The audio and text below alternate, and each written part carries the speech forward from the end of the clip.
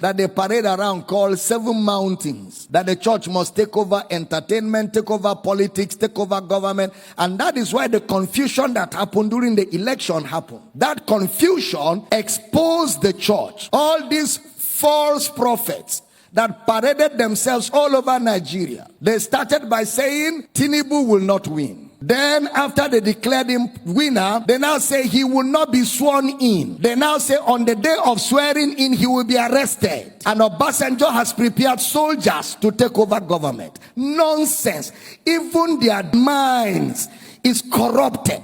And that is why we keep saying, calm down, let's teach you Bible. You call us heretics. Let ignorance disgrace you before the world. Some churches fasted and prayed for Tinubu to die. The man is your commander-in-chief. Deal with that. That's how when Buhari entered office, a lot of Christians began to say he will die. They even said when he went to outside the country that he will not come back alive. Christians, churches, that he will die. The man did 8 good years and went home younger than when he became president, to show that the Lord is upright and there is no unrighteousness in him. God is not a killer. And with these false prophecies, they have destroyed the faith of many people, because many people fasted and prayed sincerely that Tinubu should die, and their God traveled. So now if you ask them to pray, they are not sure God will answer. They have eroded their faith. They have shipwrecked their faith because of lack of understanding that there's a difference between the kingdom of God and the kingdom of this world. How many of you remember I told you that this thing, God is not involved? Did I tell you that? It's a contest. It's a competition amongst men. And in a competition, men set the rules. In a competition, men draw the borderlines. In a competition, men judge the competition. And in a competition, men announce the winner of the competition. True or false? Anything that a man will set the rule cannot be God. God is not a man. Your elections, the rules are set by men. Your constitution is drawn by men. It's not Bible. It's not God. It cannot be God.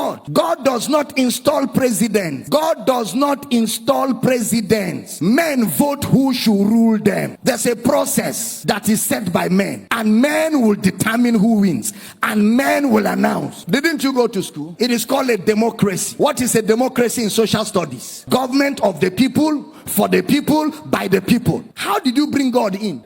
The government of God is a theocracy. You didn't hear what I said.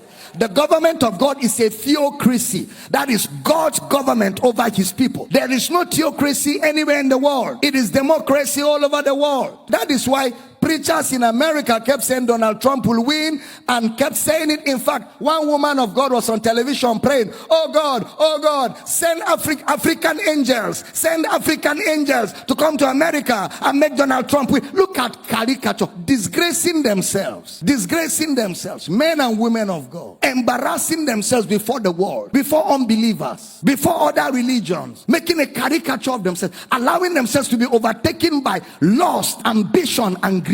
All of us want Nigeria to be better, including myself. I want a better Nigeria. I want a great Nigeria. I want us to have the best of government. I want us to have development. I desire it so greatly. But it can never be the kingdom of God. It can never be. It is still the kingdom of men. It is still operated by men. And anything that men do can never be perfect. Anything that men are involved, anything that it is orchestrated by men, within the boundaries of men, it can never be perfect. Somebody even said that if Tinubu becomes president, we should amputate his leg. He said, amputate my leg. We're looking for him. Somebody even said he's a prophet. If Tinubu becomes president of Nigeria, there is no God in heaven. Look at that charlatan. That's a charlatan. That's what? A charlatan. Some churches, even pastors, stood on the pulpit and said, vote for this man. This man is the will of God. Let's fast and pray. How can a pastor be partisan? The pulpit is not a place for politics. The pulpit is a place, it is the pillar and the ground of the truth of the gospel. You don't use your pulpit except you don't know what the gospel is. And I don't blame them. Many of them don't know what the gospel is. They don't know what the gospel is. I remember the day my daughter was kidnapped. We are still trying to establish who kidnapped her and where she was. I was to preach that evening in Eket. I told Mama, get in the car. She said, we have not yet heard about Jael. I said, don't worry, we'll hear about Jael. I'm preaching this year. My heart broken. My body was like water. My system was totally finished. Because I love my children. My whole body was weak. But I knew I had to preach. We got in the car, we drove to Eket. When I got there, I saw the crowd. I forgot that I have an issue. I came out and preached for 1 full hour. Prayed for everybody. After I left the pulpit, the feelings came back. I entered the car, I told Mama, don't worry, it will be okay. Because we're committed to this. We stay in ministry in and out of season. Eventually, she's released. She came back home, and she's still there, and ministry is still going on. I have no moral right to tell you, in spite of trial, stay in the ministry, if I can go through trial and not stay in the ministry. Sometimes you see us come out brazen like this. You don't know what we're going through too. Every one of us goes through. There's nobody that doesn't go through. There's nobody. You see me smile and I'm happy all the time. I go through things. I go through trials. But I have made up my mind. I will not create a worship center for trials. No, no, no. I will not worship trials. There is only one person I worship, and him only I serve. His name is Jesus, the lover of my soul. When I go through the fire, he's with me in the fire. When I go through the waters, he's with me in the waters. No temptation has taken you, but such as is common to man. And God is faithful. He will not allow you to be tempted above what you can handle. And he will, with the temptation, make a way of escape. Ladies and gentlemen, there will always be a way of escape. Higher. There will always be a way of escape. The devil doesn't have the final say. This is the victory. We have it that overcometh the world, even our faith. Count it all joy when you fall into diverse temptations, trial and tests, knowing this, that the trying of your faith worketh patience. Let patience have a perfect way, that you may be perfect and entire, wanting nothing. At the end of it all, you come out victorious. The devil could prolong the trial. The prolongation of a trial is still a trial of your roots. He could stretch it. You thought it will end tomorrow, and that is when it is really trying.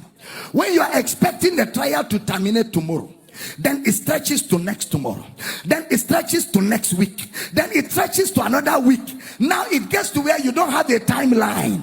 You don't have a timeline. You are just walking by faith and trusting God, not knowing when it will terminate.